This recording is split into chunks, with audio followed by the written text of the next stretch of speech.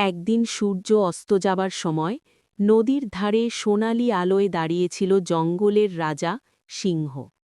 সারাদিনের ক্লান্তি শেষে সে শান্ত নদীর দিকে তাকিয়ে ভাবছিল, শক্তি থাকলেই কি সত্যিকারের সুখ আসে?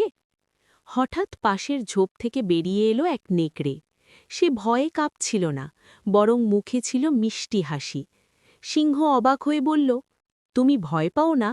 আমি তো এই জঙ্গলের রাজা। নেকড়ে শান্তভাবে উত্তর দিল, রাজা হওয়া মানে শুধু শক্তি নয়, দয়া আর বন্ধুত্ব। সিংহের মনে কথাটা গভীরভাবে দাগ কাটল। দুজনে নদীর ধারে পাশাপাশি দাঁড়িয়ে সূর্যাস্ত দেখল।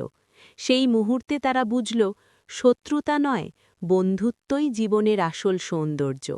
সেদিন থেকে সিংহ আর নেকড়ে বন্ধু হয়ে গেল। সিংহ শিখল বিনয়, আর নেকড়ে পেল সাহস। জঙ্গলে সবাই অবাক হয়ে দেখল, ভিন্ন স্বভাবের দুজন একসাথে শান্তিতে থাকতে পারে। শিক্ষা: সত্যিকারের শক্তি আসে হৃদয়ের ভালোবাসা আর বন্ধুত্ব থেকে।